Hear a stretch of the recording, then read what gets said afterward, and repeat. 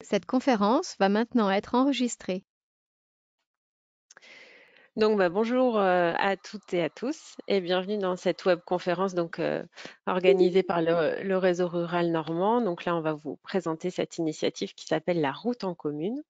Je m'appelle Martha Mettet et je suis en charge de l'animation du réseau rural normand à la région Normandie.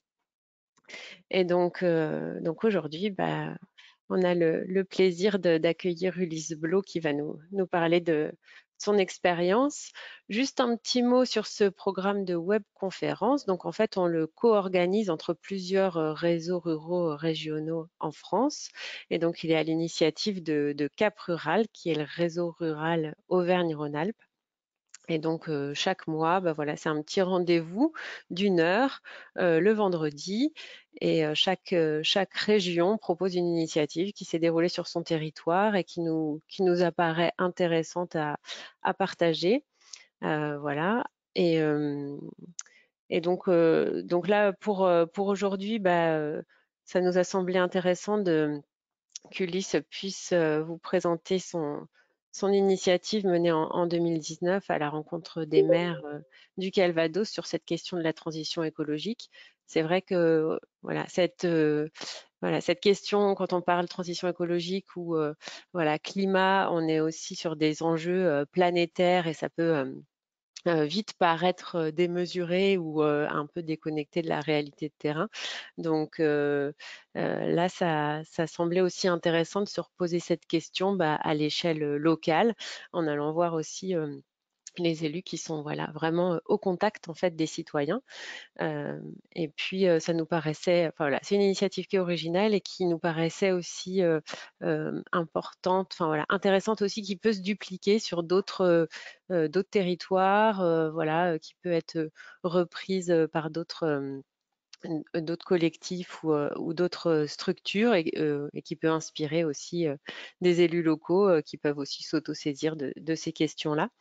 Euh, voilà, donc juste pour rappel, enfin voilà, ces webconférences sont enregistrées, donc vous pouvez accéder aussi, revoir en fait la webconférence sur le site du réseau rural normand. Je vous mettrai le lien dans le chat. Et donc le PowerPoint aussi qui sera diffusé sera également en ligne sur le site du réseau rural normand. Donc là, c'est une conférence d'1 heure. Donc en fait, sur la première partie, je vais laisser Ulysse parler de son expérience. Et puis sur la deuxième partie, ce sera plus un temps d'échange avec vous. Donc voilà, n'hésitez pas à faire part de vos remarques ou de vos questions. Pendant la présentation, si vous avez des questions ou des remarques, vous pouvez les mettre dans le chat. Et puis ensuite, voilà, on vous passera la parole pour que vous puissiez les exprimer. Voilà, après la fin de la webconférence, ne partez pas tout de suite, restez un peu, puis mettez-nous un petit retour aussi dans le chat, voilà, pour voir ce que vous avez pensé de cet échange. Je laisse la parole à Ulysse. Et puis voilà, je vous retrouve à la fin de la présentation pour le temps d'échange. Merci beaucoup. Alors, je vais partager mon écran.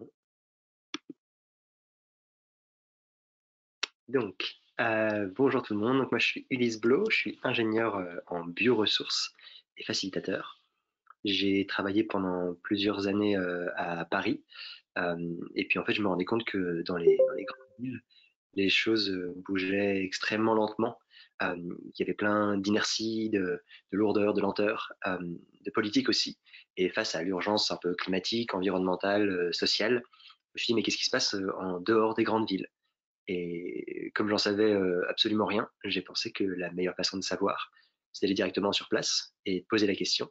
Et donc, en 2019, à l'été 2019, de mi-avril à mi-juillet, je suis allé interviewer un maire par jour pendant 3 mois, tiré au sort dans le Calvados. Donc là, on a le périple que j'ai fait à vélo. Je suis parti donc de Paris le 10 avril et je suis arrivé, ma première commune, c'était à Crossy, une petite commune à côté de Falaise. Et ensuite, donc, un maire par jour pendant 3 mois. L'idée de cette étude, c'est vraiment de faire un état des lieux de ce qui est, de ce qui se passe dans des petites communes normales. Parce qu'en fait, on parle souvent de ce qui se passe dans les grandes villes, on parle souvent de ce qui se passe dans quelques communes en France un peu exemplaires. Mais qu'est-ce qui se passe en dehors de ces communes-là, dans les autres communes, celles où notre grand-mère habite, celles par lesquelles on passe pour aller faire les courses, toutes ces autres communes, on ne sait pas vraiment ce qui s'y passe. Et donc, l'idée de cette étude, c'était en tirant au sort les communes, d'aller voir ce qui se passe dans les communes normales en termes de gestion des ressources et d'implication des citoyens. Donc, vraiment, la gestion des ressources en eau, en énergie, en alimentation, et en termes donc d'implication des citoyens. Moi, mon parcours, donc, c'est un parcours d'ingénieur, ingénieur en bioressources. C'est donc tout ce qui est utilisation du vivant pour faire des choses. Euh, voilà, ma spécialité, c'était la gestion écologique de l'eau, donc comment on utilise les plantes, les micro-organismes, les champignons, les écosystèmes d'une manière générale dans la gestion de l'eau de pluie et des eaux usées. Et donc, c'est ce travail-là que j'ai fait pendant 3 ans à Paris. Donc, durant ce périple, donc, il y avait 64 maires tirés au sort. J'ai fait ce périple à vélo et le soir, je dormais chez l'habitant. Habitants que je ne connaissais pas le matin même. Et donc, chaque fois en partant, je ne savais pas où j'allais dormir le même soir. Donc, c'était aussi une aventure humaine assez incroyable. Donc, les deux grands thèmes, donc, c'est la gestion des ressources et l'implication des citoyens. L'idée, c'est qu'à chaque fois, les interviews duraient environ 1 heure. En tout cas, c'était le temps que je demandais d'entretien aux élus des fois, et je sentais qu'ils avaient vraiment envie de parler plus longtemps, et donc on allait des fois vers 1 heure et demie, voire plus longtemps s'ils avaient vraiment envie de partager beaucoup de choses. Mais en tout cas, c'était un cadré pour être 1 heure.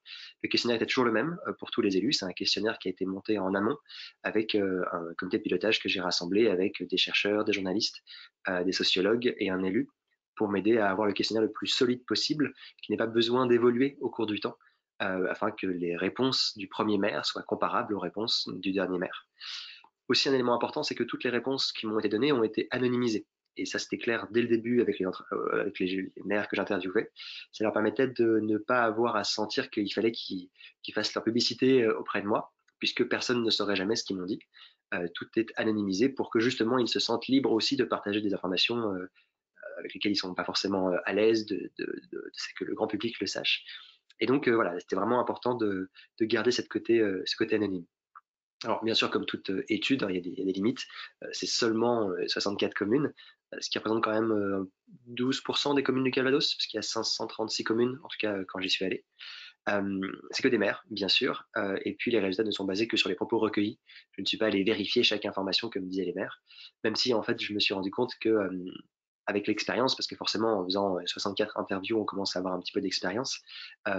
Quand il y avait des choses qui me disaient pas, je me rendais compte par la suite, soit parce que le maire d'avant ou le maire d'après me parlait de ce que ce maire-là aurait dû me dire, ou juste en habitant en dormant chez les gens, il me racontait ce qui se passait dans la commune. Donc, il y a beaucoup de choses qui ont été entre guillemets vérifiées de façon informelle. Donc, les éléments principaux de l'étude qui remontent, c'est d'une part que en fait, j'ai découvert que les maires sont des habitants comme les autres. En fait, en tant que Parisien, j'avais cette impression que voilà, le seul maire que je connaissais, en tout cas dont j'avais entendu parler, c'était le maire de Paris, et donc un personnage politique inaccessible. Et en fait, j'ai pris conscience en allant voir ces élus tirés au sort, qui sont principalement des élus de toutes petites communes, hein, puisqu'en fait, en France et dans le Calvados, c'est le même pourcentage. Il y a 90% des communes qui font moins de 3000 habitants. Donc forcément, en les tirant au sort, on tombe principalement sur des toutes petites communes. Et donc les élus que je rencontrais sont des habitants comme les autres, sans parti politique. En tout cas, enfin, ils votent à droite et à gauche comme tout le monde, mais ils n'ont pas d'étiquette ou de parti affilié. Ils ne sont pas maires au nom d'un parti politique. Et puis aussi, il y a une sensation qu'une grande partie des compétences vraiment importantes sont montées à l'intercommunalité. Cette sensation d'avoir de moins en moins de pouvoir sur sa propre commune. Et puis, d'une manière générale aussi, une sorte de pression pour se rassembler en entités toujours plus grosses, que ce soit à travers des communes nouvelles, donc des fusions de communes, ou des fusions d'intercommunalités. Donc vraiment, ils ressentent cette pression-là de se rassembler en structure plus grosse. En termes d'implication des habitants, il m'expliquait que c'était vraiment de plus en plus difficile d'impliquer les habitants, que souvent il y avait un engagement à court terme, que voilà, on arrivait à faire en sorte que les habitants tiennent un stand du village, mais de s'engager dans une association un peu plus long terme, d'en devenir président, c'était compliqué, voire même d'ailleurs d'être conseiller municipal, c'était aussi très compliqué de trouver des gens qui acceptaient de le faire, de jouer ce rôle-là, de s'engager sur le long terme. Et même d'une manière générale, les maires que j'ai rencontrés m'ont parlé d'une position un peu d'opposition des habitants. Ils me disaient, bah voilà, enfin moi même ouais, aussi une position d'attente ils me disaient que les habitants attendaient, enfin que les élus attendaient que les habitants proposent des choses, soient à l'initiative, et que ensuite les maires puissent mettre en place ces projets proposés par les habitants. Sauf que quand j'allais voir les habitants en dormant chez eux, ils m'expliquaient qu'eux, ils étaient en attente que le maire propose des choses pour le soutenir. Et donc, j'avais l'impression un peu que chacun attendait que l'autre bouge pour pouvoir agir. Et donc, ça peut, entre guillemets, expliquer une partie de ce statu quo. En termes de capacité d'agir ou de pouvoir au niveau local, je me suis rendu compte que les maires pensent impossible des choses que d'autres ont réalisées. C'était assez fascinant, je m'en suis pas rendu compte sur le moment, mais en fait, quand j'allais voir un maire et qu'il me disait que bah voilà, pour plein de raisons, que ce soit l'intercommunalité, à cause de manque de compétences, d'aspects financiers ou plein de raisons, tous ces projets, toutes ces idées étaient impossibles. Mais que dans sa commune, je sais pas, il avait réussi à mettre en place un magasin de producteurs. Et puis le lendemain, j'allais voir un autre maire, très souvent son voisin, parce qu'ils n'étaient pas très loin l'un de l'autre, et puis qui me disait que voilà, lui, il avait pareil, tout ça c'était impossible, même monter un magasin de producteurs c'était impossible, mais que lui, dans sa commune, il avait réussi à impliquer des citoyens dans une commission. Et en fait, sur le moment, je m'en suis pas rendu compte, mais tout ce qui m'avait été listé comme impossible avait été réalisé par un autre maire. Et là, je me suis rendu compte qu'en fait, toutes ces choses-là n'étaient pas impossibles. Elles étaient compliquées, difficiles à mettre en place, longues, mais c'était pas impossible. Et donc, c'est vraiment moi l'élément central qui ressort de cette étude de terrain, c'est de se prendre conscience que voilà, les choses ne sont pas impossibles. Et même les choses les plus folles, hein, enfin, il y a plein de choses, parce qu'à chaque fois, il y avait un exemple d'une commune qui avait réussi à mettre en place. Et donc, la limite, je n'ai pas réussi à définir clairement la limite du pouvoir des maires. Par exemple, il y a la commune, enfin, il y a plein de petits exemples que j'ai pu rassembler. À Saint-Martin-de-la-Lieue, il y a une démarche pour en fait que les espaces verts soient entretenus par les anciens du village. En fait, plutôt que de juste passer leur journée à jouer aux cartes, il y a un adjoint et les services techniques qui proposent aux anciens du village de venir les aider à entretenir les espaces verts. Et ça marche très très bien parce qu'en fait, les anciens ils sont super contents de se sentir utiles, de contribuer. Et puis, bah, la commune aussi est contente parce qu'elle a de la main d'œuvre, certes pas forcément hyper efficace, mais avec le nombre de personnes, ça finit par faire la différence. Donc il y a plus d'espaces verts mieux entretenus, et puis les techniciens sont aussi contents parce que ça leur facilite le travail, et puis les habitants sont contents parce qu'ils ont une ville plus verte et vivante. Et donc c'est des choses relativement simples, mais qui permettent d'avoir des espaces verts mieux entretenus. Donc il y a plein d'exemples comme ça, de petits exemples de choses, de projets relativement simples, qui ne coûtent pas particulièrement d'argent, mais qui sont mis en place un peu partout dans les communes que j'ai pu interviewer. Alors, l'idée de cette étude, c'est pas forcément de faire une liste de bonnes pratiques. Il y a aujourd'hui plein de structures qui se concentrent là-dessus, qui font justement des listes de plein d'initiatives partout en France dont on peut s'inspirer. Là, l'idée, c'était juste de comprendre que qu'est-ce qui se passe quand on va voir des communes aléatoires, tirées au sort. Une autre commune aussi, Cristo, donc dans le Calvados, où en fait là il y a un conseil municipal des jeunes qui est assez fascinant parce qu'en fait j'ai vu plusieurs conseils municipaux des jeunes, à chaque fois présentés par différents maires, mais celui-là était intéressant parce qu'en fait il donnait vraiment un vrai pouvoir aux jeunes, dans le sens où les jeunes étaient en charge de faire émerger des envies, des besoins, des projets, et de les suivre tout au long du projet. Et donc c'est intéressant parce que la mère m'expliquait que on a l'impression que les jeunes vont demander des jeux et des bonbons, mais en fait, pas du tout. Ils ont demandé, par exemple, à ce qu'il y ait des bancs pour que les anciens puissent s'asseoir. Ils ont demandé à ce qu'il y ait une poubelle à l'arrêt de bus, parce qu'en fait, il n'y avait aucun endroit pour jeter ces papiers gras à l'arrêt de bus. Et donc, plein de petits projets. Et ce que je trouve intéressant, c'est qu'en fait, les enfants, les jeunes, sont en charge de monter tout le dossier, même ne serait-ce que d'avoir les devis aussi pour les différents projets. Et donc, forcément, c'est pas les jeunes de 10 ans qui vont appeler l'entreprise pour faire les projets, donc pour faire les devis. Donc, ils font appel à leurs parents. Et donc, c'est aussi un moyen intéressant d'impliquer les parents dans ces projets-là, voilà, indirectement par leurs enfants. Puis des communes aussi un peu plus larges, la commune de Val d'Alière qui est en fait qui est une fusion de communes. À l'époque, c'était une intercommunalité qui a fusionné au sein d'une commune. Et eux, ils ont une gestion des haies assez intéressante puisqu'en fait, ils soutiennent les agriculteurs pour pouvoir enfin, mieux gérer leurs haies et faire en sorte que les agriculteurs n'aient pas d'encouragement à couper leurs haies ou à arracher leurs haies. Et donc, il y a toute une réflexion en partenariat avec ces agriculteurs pour en faire du bois de chauffage. Donc voilà, c'est quelques exemples comme ça de communes. Il y en a plein partout et c'est ça qui est fascinant, c'est qu'en fait, on se rend compte qu'autour de nous, il y a toujours plein d'exemples quand on prend le temps de s'y intéresser. Une des questions que je posais aux élus, c'était à quoi ressemble la commune de vos rêves. C'était ma question préférée parce qu'en fait, je me suis rendu compte qu'il y a plein d'élus qui ne s'étaient jamais posé la question. Et c'est ce qu'ils me disaient. Ils me disaient, bah ouais, en fait, cette question-là, autant les autres, d'où vient l'eau potable qui sort du robinet, d'où vient l'énergie, ça, on peut y répondre. Autant à quoi ressemble la commune de mes rêves, ils ne s'étaient pas forcément posé la question. Et ce qui ressort, c'est des choses extrêmement simples, extrêmement terre à terre, c'est des habitants heureux. en fait, on peut se dire: «Bah oui, c'est évident», mais en fait, je me suis rendu compte qu'il y a pas forcément autant d'élus que ça, au niveau national ou plus large, hem, dont la priorité principale, c'est des habitants heureux. Donc voilà, c'était un élément sur, voilà, de se projeter dans la commune, de leurs rêves.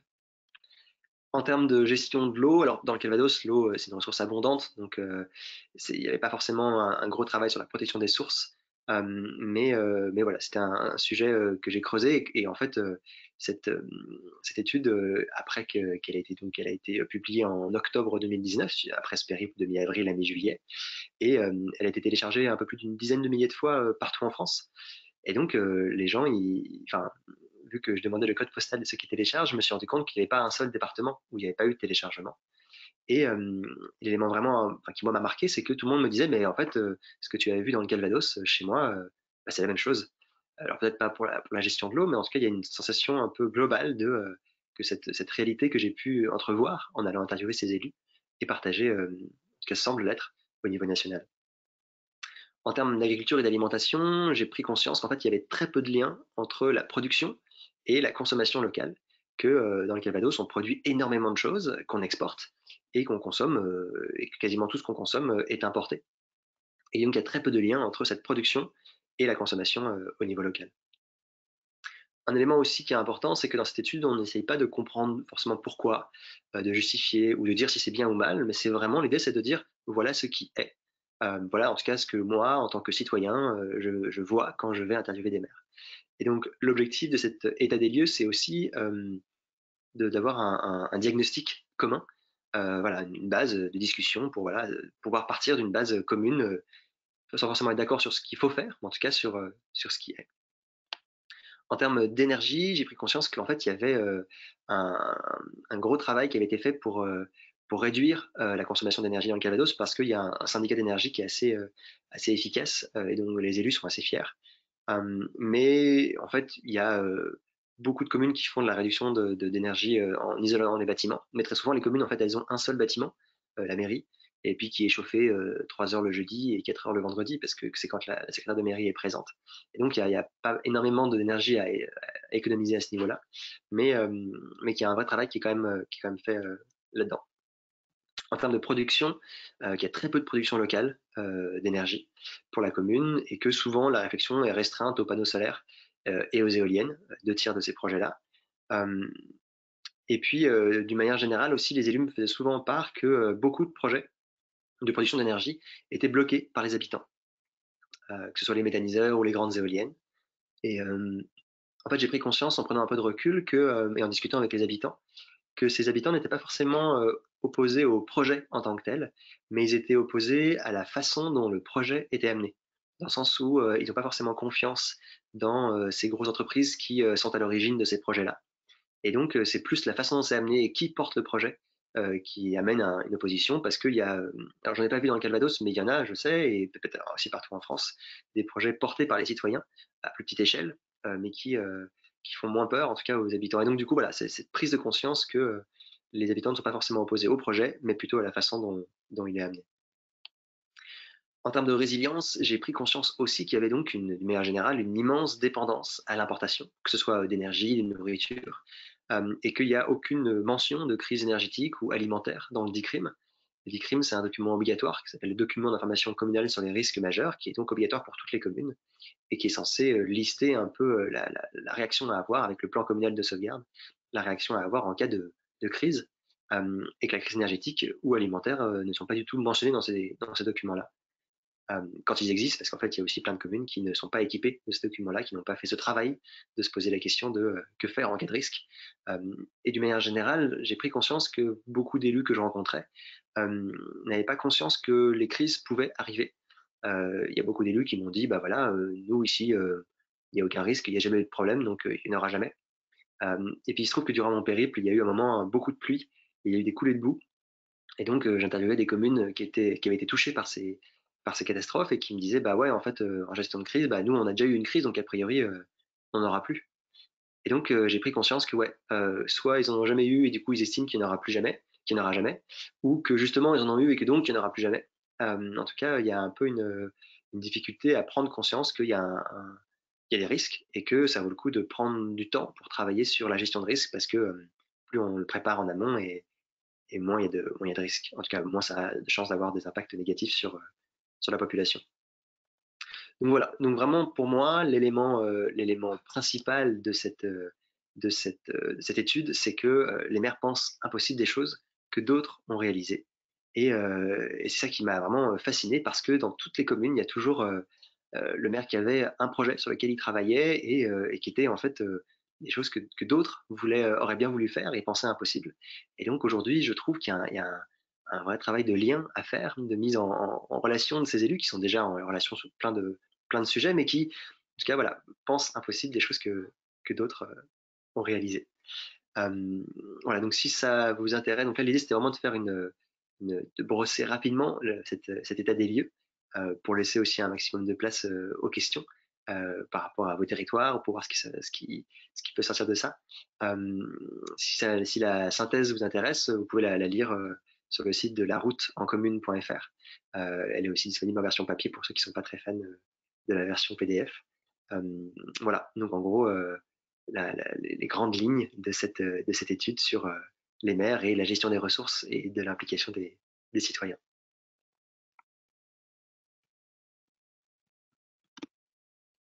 Merci beaucoup pour cette présentation. C'est vrai que c'est frappant là l'idée que chaque maire arrive à faire des choses dans sa commune qui paraissent impossibles dans la commune suivante. Et l'intérêt aussi de l'échange dans ce cadre-là. Je ne sais pas si ça appelle déjà des questions, des remarques sur Patrick. Vas-y, je te passe la parole. Oui, merci pour cette présentation. Moi, j'avais une question là. Est-ce que dans le questionnaire posé au maire, vous posiez la question des accompagnements, des appuis, des aides qu'ils pouvaient avoir, des techniciens, des agents de développement dans les territoires? Alors, je vous pose la question parce que nous, on est très sensible en Auvergne-Rhône-Alpes à la question de l'ingénierie territoriale et donc la matière grise disponible dans les territoires. Du coup, on sait que les agents de développement sont plutôt dans les intercos que dans les communes, parce que les communes n'ont pas les moyens. Mais comment est-ce cette question, vous avez pu l'appréhender avec les maires, la question de l'accompagnement et par des agents de développement sur des projets? Alors, j'ai pas forcément entendu parler d'agents de développement dans le Calvados, mais je me suis peut-être trompé. Mais ils se sentent entourés dans le sens où il y a plein de structures qui sont là pour les aider, entre voilà, le syndicat d'énergie, les syndicats d'eau, l'agence de l'eau, enfin il y a plein de structures qui sont là pour justement aider ces élus à répondre à leurs questions.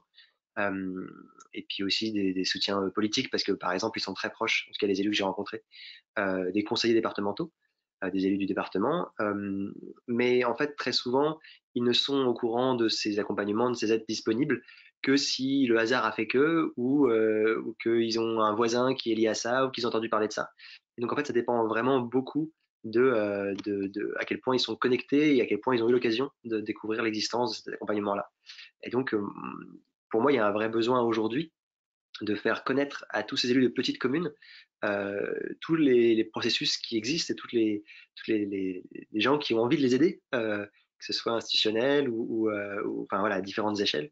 Il y a un vrai besoin aujourd'hui de rendre visible à ces élus tout ce qui est accessible à eux. Euh, Parce qu'en fait, ils gèrent tellement de choses aujourd'hui différentes que ils n'ont pas forcément le temps, même s'ils reçoivent plein de mails de plein de gens qui veulent les aider, en fait, pour faire le tri là-dedans, pour savoir qu'est-ce qui est possible, qu'est-ce qui va vraiment les aider, c'est compliqué. Et donc, ouais, pour moi, aujourd'hui, il y a un vrai travail d'agent de développement à faire au niveau de ces petites communes-là pour justement voilà, les accompagner en prenant le temps parce que bah, elles sont trop petites pour intéresser des entreprises parce qu'elles n'ont pas forcément de financement. Et donc, comment est-ce qu'on peut accompagner ces petites communes-là à mettre en place tous ces projets dont ils ont envie, mais dont ils ne se sentent pas forcément ouais, qui sont réalistes parce qu'ils n'ont pas conscience de toutes les subventions qui existent et qui à la fin de l'année ne seront jamais utilisées ou pas en totalité parce qu'en fait il n'y a pas eu assez de demandes ou tous ces accompagnements qui sont possibles mais qui ne sont pas demandés et qui pourtant sont financés. Donc il y a un vrai travail de rendre visible tout cet accompagnement-là, qu'il soit technique ou financier. Justement, dans le chat, Naomi Siméon du CPIE du Cotentin présentait voilà, quelques formations disponibles. Je ne sais pas si vous voulez prendre la parole à ce sujet.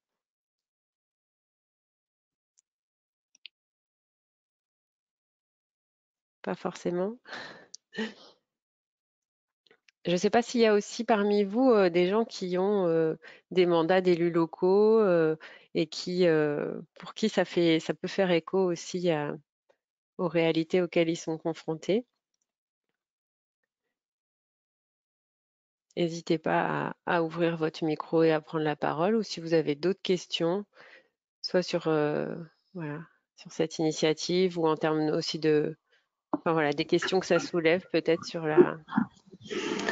Oui, oui, bonjour, Jean-Philippe Germaud, Cap Rural. J'avais une question. Je voulais savoir si, enfin, justement, le territoire que vous avez étudié, enfin, comment vous l'avez choisi, quoi? Est-ce que c'est en lien avec la thématique ou est-ce que c'est un pur hasard? Enfin, quelle est la raison de ce choix?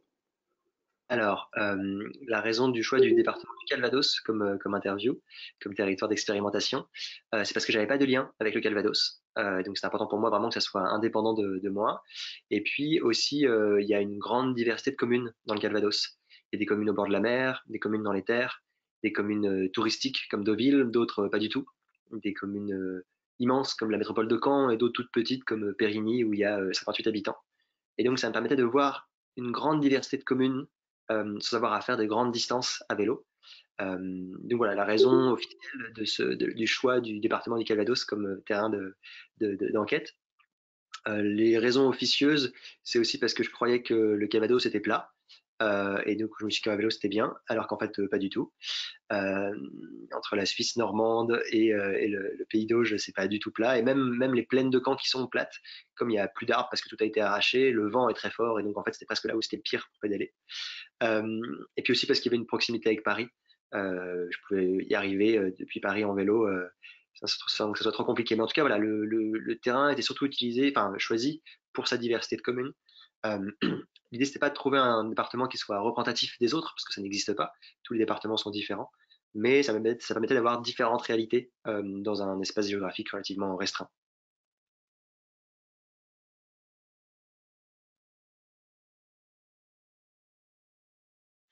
J'espère avoir répondu à votre question. N'hésitez pas aussi si vous avez des témoignages, enfin voilà, de votre côté, de réalités locales qui font vraiment aussi écho à ce qui a pu être présenté. Voilà, c'est pas forcément des questions. Du coup, Patrick Rivière, je ne sais pas si vous vouliez prendre la parole ou. Moi, je veux Oui. reprendre Vas-y. pour partager une réflexion. C'est sur ce que vous avez évoqué là en termes de relations ou d'incompréhension entre les maires et les administrés et les habitants. Et apparemment, il y a une incompréhension des deux côtés. Nous, on a travaillé cette année là pour Innov, donc en Auvergne-Rhône-Alpes, sur la question des rebonds des territoires face à la crise ou aux crises. Alors, c'est pas par rapport à la transition écologique, etc. Un des chercheurs nous dit que l'un des enjeux pour les élus aujourd'hui, c'était d'être en capacité d'être médiateur, animateur des discussions entre les habitants locaux, on va les appeler comme ça, puis les néos qui arrivent parce que le revenu d'intérêt des territoires ruraux, parce que la crise sanitaire, etc. Donc je ne sais pas si vous avez pu appréhender cette question-là, de ce rôle-là de médiation qui était, le maire n'était pas un objet de décision plutôt, ou un faiseur de décision, mais plutôt un faiseur de liens dans les communes les plus rurales, quoi. Je ne sais pas ce que vous en pensez. Alors, je crois avoir compris, parce qu'il y a beaucoup de problèmes de son, mais en tout cas, la question de ce que j'ai compris, c'est est-ce que le maire avait une position un peu de facilitateur ou de médiateur plus que de décideur? Et par rapport à ça, beaucoup des élus que j'ai rencontrés avaient. Est-ce que c'est plus ou moins ça, la question?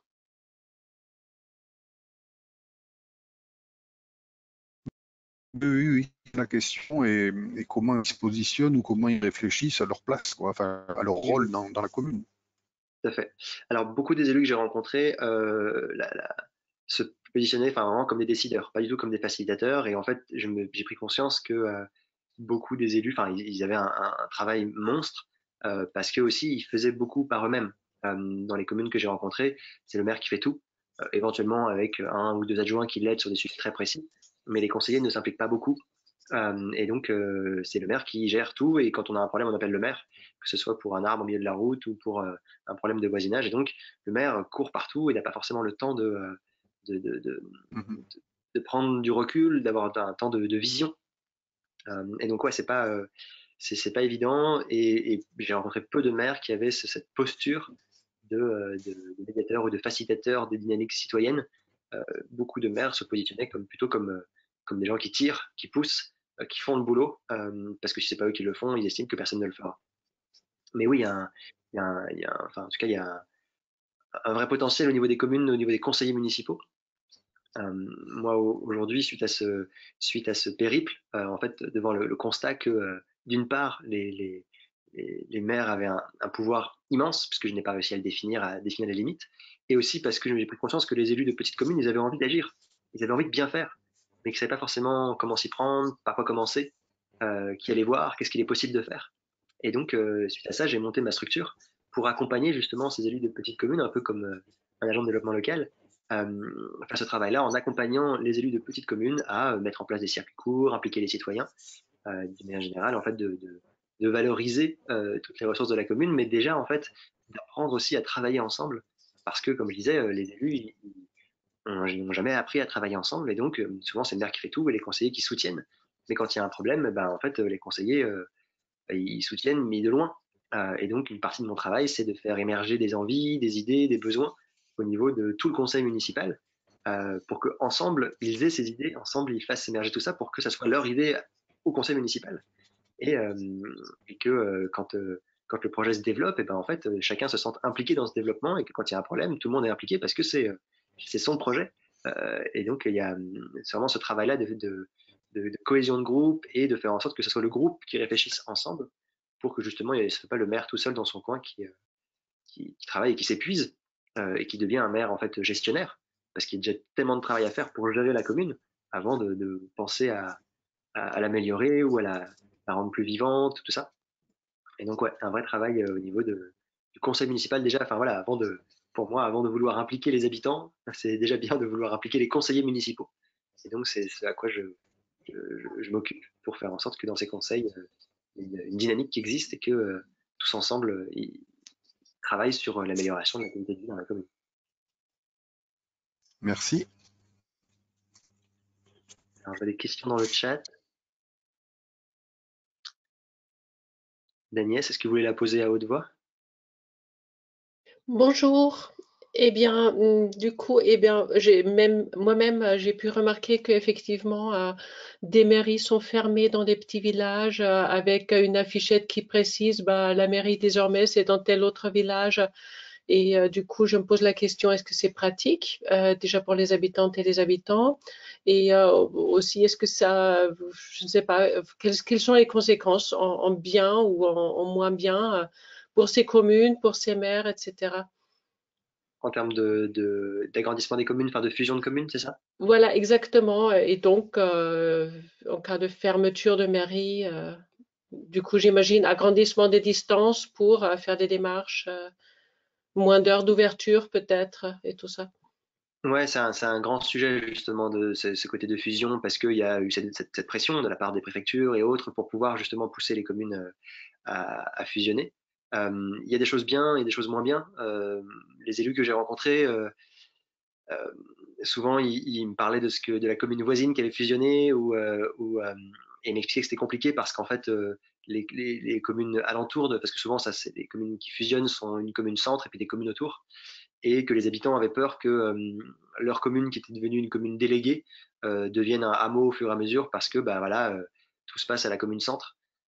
Et donc c'est un vrai travail quand on fusionne une commune de faire en sorte que, que ça soit pas justement, que ça ne devienne pas des hameaux et de faire en sorte que les gens continuent de s'impliquer, que les maires délégués continuent de leur travail. Mais en fait, il y a beaucoup d'exemples où le maire délégué n'est plus maire, en fait, il est que maire délégué et donc il n'a plus vraiment de pouvoir. Il faut qu'il fasse appel. Avant, la mairie avait besoin d'un coup de peinture, le maire il disait oui et puis le communal il mettait un coup de peinture. Maintenant, il faut qu'il appelle la mairie centrale pour avoir le droit d'acheter de la peinture et c'est plus l'employé communal, c'est les services techniques de la grande commune qui fait ça, donc ça rallonge et ça alourdit beaucoup les processus. Voilà, quand on fusionne une commune, il faut faire très attention à ne pas perdre ces gens-là, parce que c'est facile quand on est une commune centre d'oublier les communes alentours. Et donc j'ai eu pas mal de retours assez mitigés sur les fusions de communes, des gens qui se questionnent sur à quel point c'était efficace aussi parce qu'on leur a promis de couper les subventions si jamais ils ne fusionnaient pas. Et en fait, aujourd'hui, les communes qui n'ont pas fusionné n'ont pas vu leurs subventions coupées. Et donc, il y a eu beaucoup de communes qui ont fusionné et qui disent mais pourquoi on a fusionné puisque les autres n'ont pas eu, ont finalement autant d'argent que nous. Donc ouais, c'est vraiment un sujet assez épineux, les fusions de communes, aussi très politique. Donc ouais, c'est pas évident. Mais comme toujours, il y a une bonne intention au début, hein, enfin, même parce que les intercommunalités, les maires pensent beaucoup qu'ils se perdent dans les intercommunalités, mais à la base, le concept de la mutualisation est super intéressant et vraiment à défendre. Mais voilà, il y a plein de façons de le faire bien et plein de façons de le faire mal. Et ça demande un vrai travail pour faire en sorte que tout le monde s'y retrouve et qu'on n'ait pas l'impression que ce soit la commune centre qui est entre guillemets mangée toutes les autres. Qui c'est qui pousse à l'agrandissement des communes ou à la délégation des maires et tout ça? De ce que j'ai compris, c'est beaucoup la préfecture, parce que c'est l'État qui demande, mais j'en sais pas plus exactement. Et puis il y a aussi beaucoup de maires qui aimeraient que leur commune soit plus grande pour avoir plus d'impact sur le territoire. Et donc il y a beaucoup de maires de communes centrales qui ont poussé aussi les communes alentours à fusionner avec elles, ce qui leur permet d'avoir un accès plus facile à ce qui se passe sur la commune, puisqu'ils en deviennent le maire. Merci beaucoup.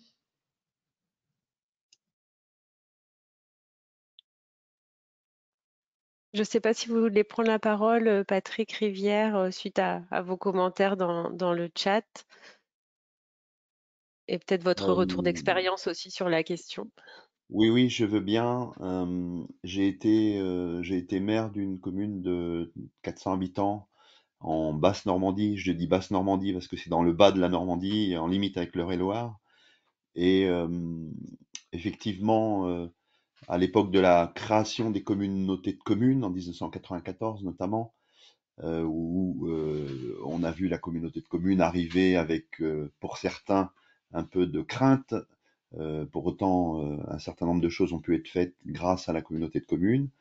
Et puis plus récemment, alors j'ai arrêté moi en 2008 et puis j'ai repris l'action municipale c'est en 2020, justement pour monter une liste d'opposition pour la commune nouvelle, puisque mon ex-commune avait fusionné avec 5 autres communes pour faire une commune nouvelle qui aujourd'hui fonctionne très mal.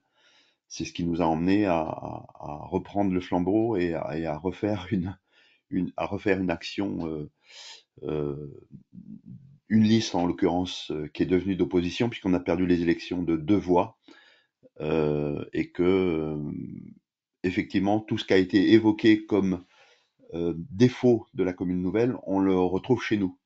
Et on a beaucoup de mal à trouver le bien fondé de la commune nouvelle, alors qu'effectivement, il peut y avoir un vrai beau projet à fusionner des communes, mais à la condition, comme ça a été dit, de garder une forme d'identité aux communes historiques et de redonner du sens au regroupement des communes ou des communes historiques en l'occurrence. Là, j'ai rencontré un maire qui en fait avait fusionné ses communes en 70, parce qu'apparemment à l'époque il y avait déjà eu une démarche pour fusionner les communes, mais c'était une fusion plus douce, puisqu'en fait les communes gardaient leur nom et leur adresse postale et tout ça. C'est juste que la gestion était mutualisée. Et donc et voilà, il y avait un exemple d'une commune comme ça qui à ce moment-là avait accepté de fusionner. Donc c'est une démarche qui dure depuis longtemps. Enfin voilà, il y a beaucoup de gens qui cherchent à réduire le nombre de communes en France, parce que je crois que la moitié des communes européennes sont françaises. Et donc voilà, beaucoup pensent qu'il y a trop de communes en France. D'autres pensent que justement c'est une richesse. Et c'est un débat assez intéressant à avoir. Ben, l'enjeu dans tout ça, c'est forcément la gouvernance et la considération des citoyens, et j'ai envie de dire des citoyens contribuables. Quelle que soit l'organisation, si on préserve le sujet de la démocratie, le sujet des prises de décision, le sujet de l'utilisation du produit de l'impôt, effectivement, mutualiser, c'est du bon sens. S'organiser pour que la dépense publique soit réduite quand ça peut l'être, pourquoi pas. Mais le sujet du service au public, du service de proximité, reste toutefois déterminant, et que si effectivement on profite de la fusion des communes pour supprimer la permanence, le seul guichet de service public qui existait, et donc de ne plus permettre aux habitants d'une petite commune historique de retrouver un premier guichet à l'ancienne mairie, alors là on passe à côté du sujet, hein. Quand bien même il faudrait dépenser un peu d'argent pour préserver des horaires de secrétariat de mairie dans une petite commune ou dans une ex-petite commune, pour le coup, il y a quand même un vrai sujet, d'autant qu'on a des habitants qui vieillissent de plus en plus longtemps dans leurs habitations, dans leur commune historique. Tout à fait. Sabine, vous aviez une question par rapport à l'apport du vélo dans la réalisation de l'étude? Oui, tout à fait. Je voulais revenir sur les conditions de l'étude. Est-ce que ce moyen de transport particulier, cette façon d'aborder peut-être les maires de manière simple, peu coûteuse, et je ne sais pas si ça a eu des effets sur l'acceptation déjà des maires de vous répondre. Et pareil, est-ce que vous avez essuyé des refus du côté des maires en se demandant voilà, qu'est-ce que vous alliez faire peut-être de ces données voilà, c'était des questions plus d'ordre méthodo. Alors, la raison pour laquelle je suis parti en vélo, c'est parce que donc c'est une étude qui est auto-organisée, auto-financée. Et donc, le vélo est le moyen de transport le plus rapide et le moins cher qui existe. Et donc, c'était vraiment aussi un objectif technique, économique. Mais ça donnait aussi de la valeur à mon périple, puisqu'en fait, les élus, je leur disais, bah, je passe dans votre commune le 12 juin. Est-ce que vous êtes disponible pour me rencontrer? Et en fait, ils ont quasiment tous accepté. Ils ont quasiment tous joué le jeu pour me rencontrer. Et j'ai eu quelques refus, hein, bien sûr, forcément. Mais l'immense majorité des maires à qui j'ai demandé ont accepté de me rencontrer. Et le jour même où je passais dans leur commune. Donc ça, c'était assez fort. Donc ouais, le vélo a un capital sympathie aussi qui est intéressant quand les gens, enfin c'est aussi pour ça que j'ai pu aussi facilement me faire héberger sur la route parce que les gens pouvaient discuter facilement avec moi, et il y avait cette proximité. Quand on est avec un gros vélo, enfin avec un vélo avec des grosses sacoches, les gens me demandaient mais quel est votre projet, votre périple, et donc je leur expliquais. Et puis des fois ils me disaient mais donc je leur expliquais, puis souvent ils me disaient bah, bonne journée, puis je repartais, et puis parfois ils se disaient mais vous dormez où Je disais bah chez les gens. Et vous dormez où ce soir? Ben je sais pas. Et des fois ils me disaient bah bon courage. Et en fait très souvent sinon ils me proposaient de dormir chez eux. Et en fait durant ces 3 mois de périple, je n'ai jamais dormi dehors. J'ai toujours été hébergé par quelqu'un. Et justement je ne voulais pas demander à être hébergé pour pas que les gens se sentent obligés de le faire. Mais on m'a toujours proposé de leur plein gré. Et d'ailleurs, comme ils me proposaient, comme ils m'invitaient chez eux, bah, ils me faisaient dormir dans la chambre, souvent des enfants qui étaient partis et qui avaient grandi.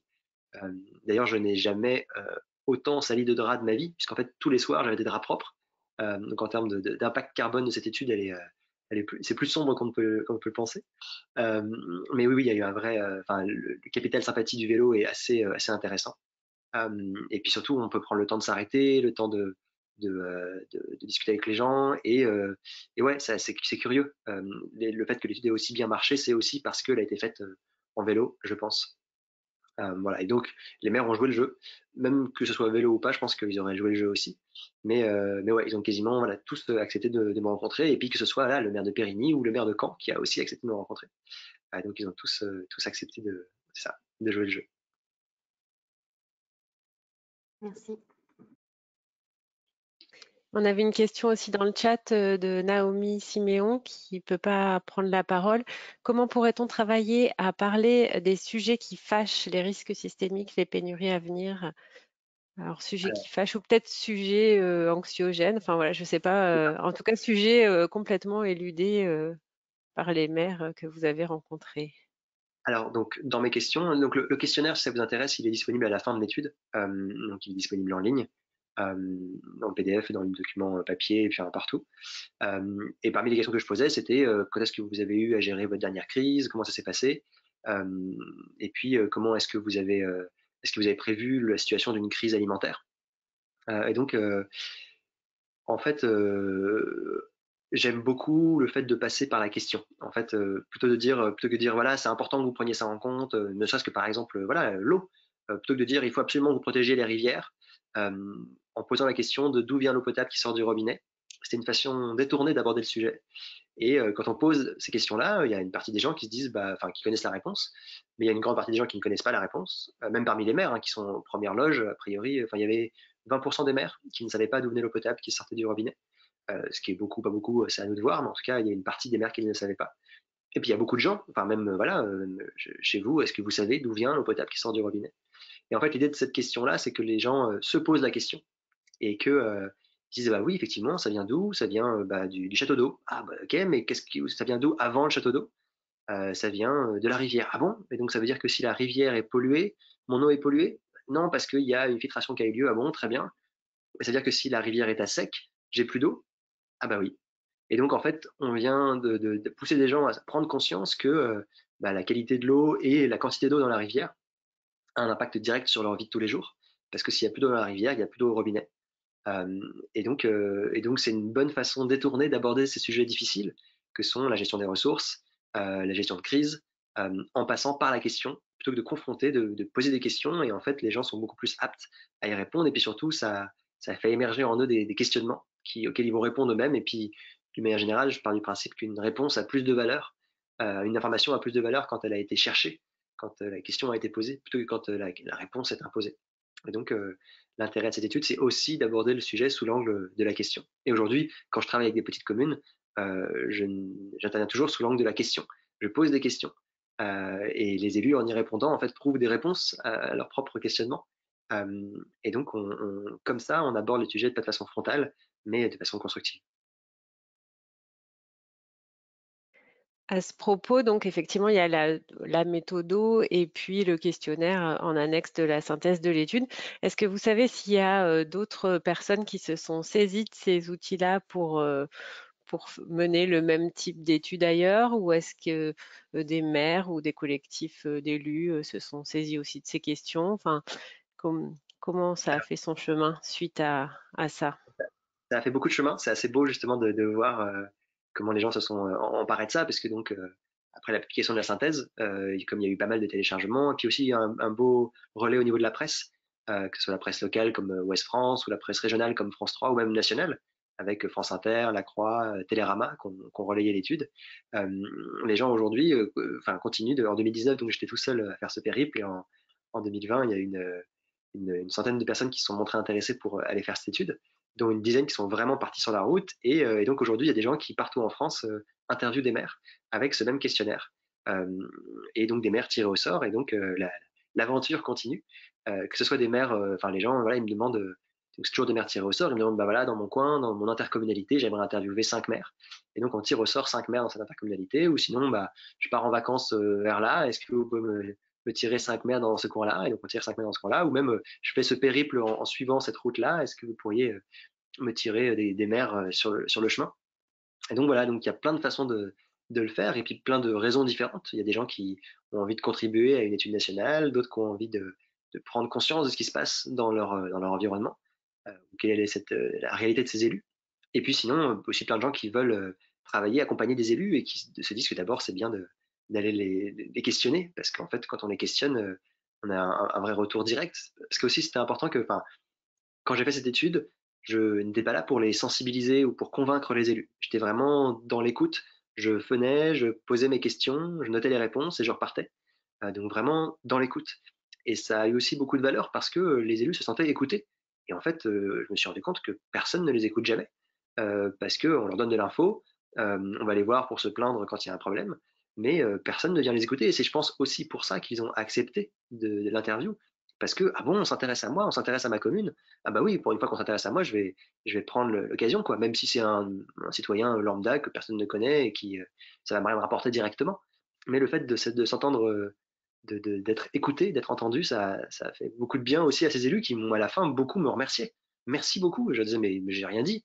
Non, mais si, parce que grâce à vous, je me suis posé la question voilà, de la gestion de crise, de la gestion alimentaire. Enfin, il y a un élu à qui j'ai posé la question de comment est-ce qu'il gère en cas de crise alimentaire, si pour X raison les camions n'approvisionnent plus le supermarché.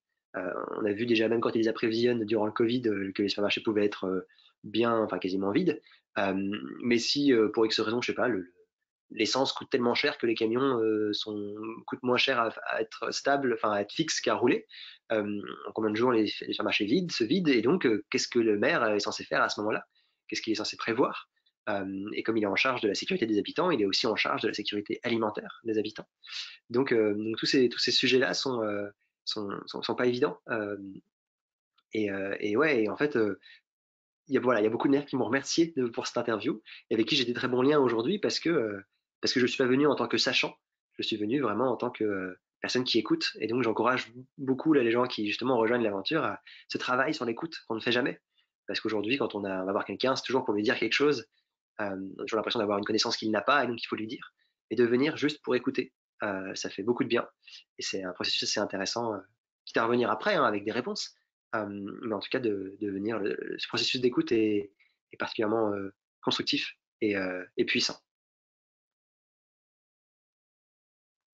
Naomi demandait aussi si les réponses donc des autres personnes qui se sont saisies de ce questionnaire vous sont adressées. Est-ce que Oui, oui, bien sûr. En fait, aujourd'hui, on a donc une communauté, hein, on est 150 environ à suivre le projet.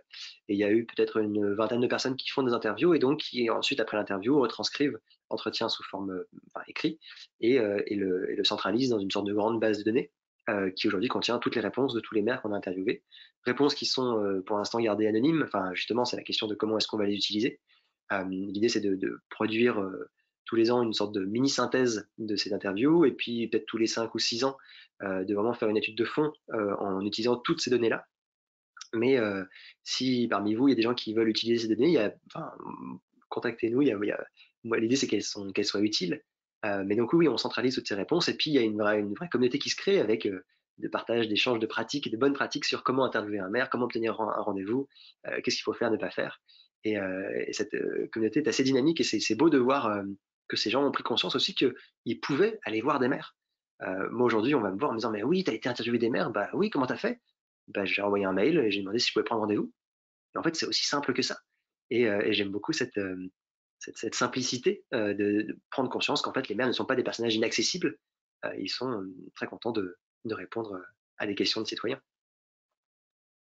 D'accord, donc il y a encore beaucoup de matière en création et puis voilà, possiblement d'autres études aussi qui vont se nourrir de tout ça. Je me demandais, moi, si justement cette communauté, elle avait aussi conduit à mettre en réseau les maires, parce que voilà, au départ, on parlait de ces histoires d'initiatives qui paraissent impossibles, etc. En même temps, c'est des témoignages anonymes.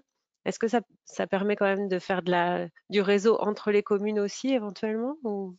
Alors oui, en fait, donc aujourd'hui, moi, c'est mon métier, dans le sens où justement, je retourne voir les élus que j'ai interviewés et je leur dis, vous savez, votre projet là que vous vouliez faire, à 15 bornes d'ici, il y a une commune qui l'a fait. Donc c'est ce que je fais en fait tous les jours en allant voir ces élus. Et on est plein en France à faire des choses similaires. Et donc aujourd'hui, quand j'ai des élus qui me contactent un peu partout en France, quand il y a un élu à Bagnères de Bigorre qui m'appelle en me disant, Ulysse, est-ce que tu peux nous aider au sud de Toulouse? Bah, je suis un peu loin. Par contre, des gens localement qui font ce travail-là, il y en a plein. Et donc, on est un réseau aujourd'hui aussi de gens qui accompagnent les communes et qui partageons ces bonnes pratiques pour pouvoir apporter la matière, entre guillemets, pré-mâchée, prédigérée à ces élus, parce qu'ils n'ont pas le temps de faire du suivi, de faire de la veille sur ce qui se passe.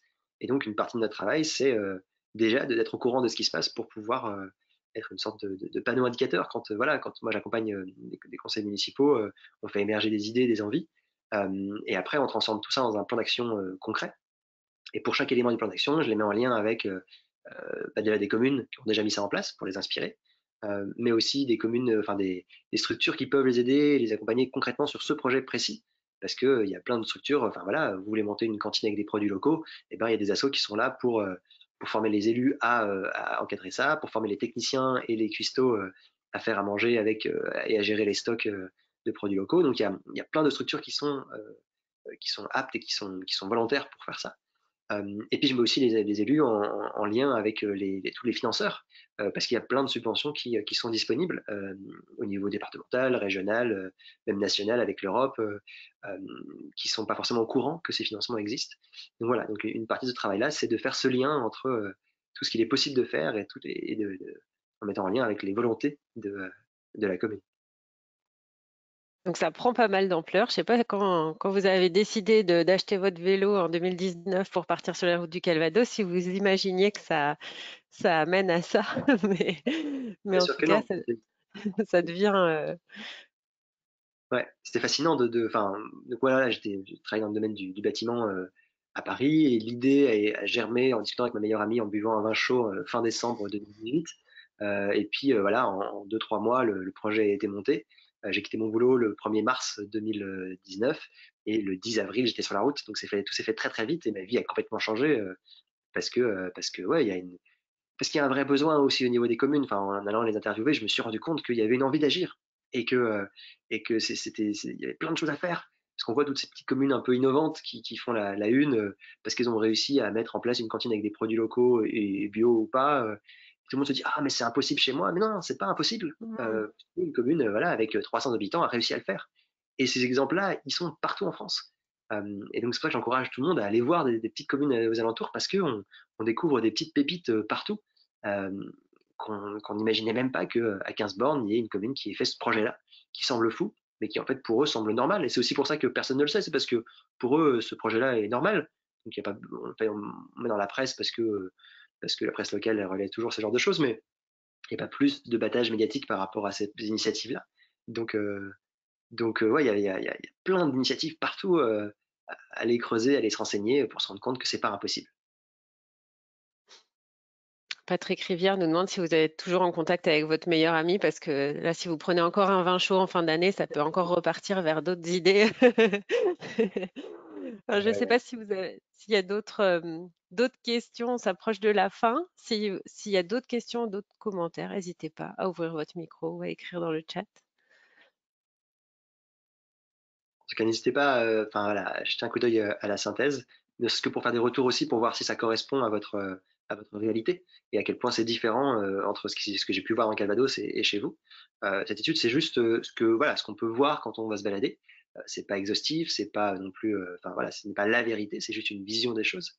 Donc voilà, n'hésitez pas à faire des retours sur ce qui se passe chez vous.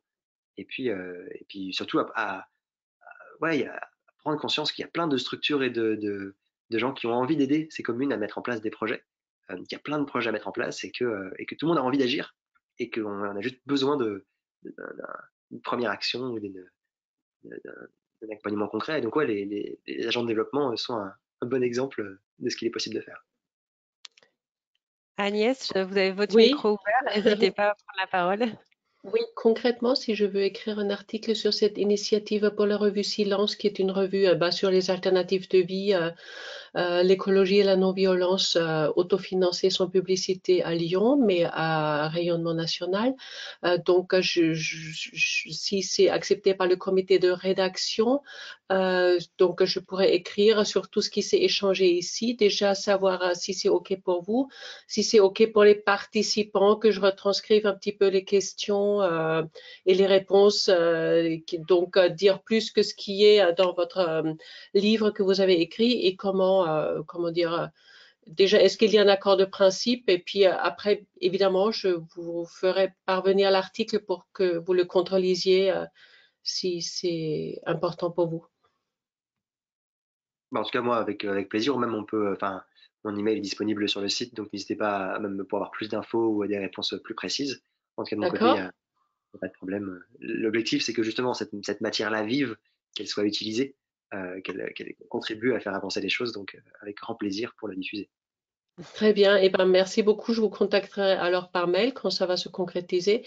Et est-ce que les participantes et participants qui ont pris la parole seraient opposés à ce que je me serve de leurs questions aussi pour écrire cet article? Donc, je vois que Patrick Rivière dit OK. Sabine aussi, c'est parfait. Merci, c'est vraiment collaboratif, impeccable. Voilà. Merci, merci à vous toutes. On est OK. Et puis répondre... donc, oui, pardon. Oui, non, Ulysse, je me disais aussi, oui, s'il y a des personnes aussi qui souhaitent faire partie en fait de la communauté et réutiliser voilà tout ça, ou il faut vous contacter aussi via le site de la route en commune. Sur le site de la route en commune, il y a, à la fin, il y a donc on peut télécharger l'étude et puis il y a un lien à la fin pour participer à l'aventure. Donc voilà, donc n'hésitez pas à aller sur ce site. Je vous remets aussi dans le chat le lien vers le site du réseau rural où vous retrouverez la présentation, voilà, qui sera mis en ligne dans quelques jours avec l'enregistrement de la webconférence. Je vous laisse le mot de la fin, Ulysse.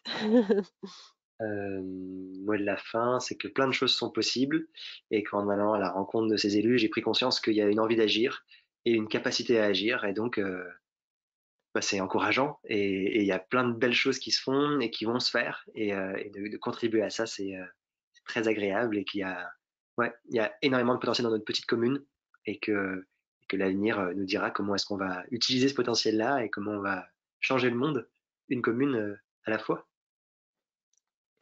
Merci beaucoup pour ce mot positif de fin.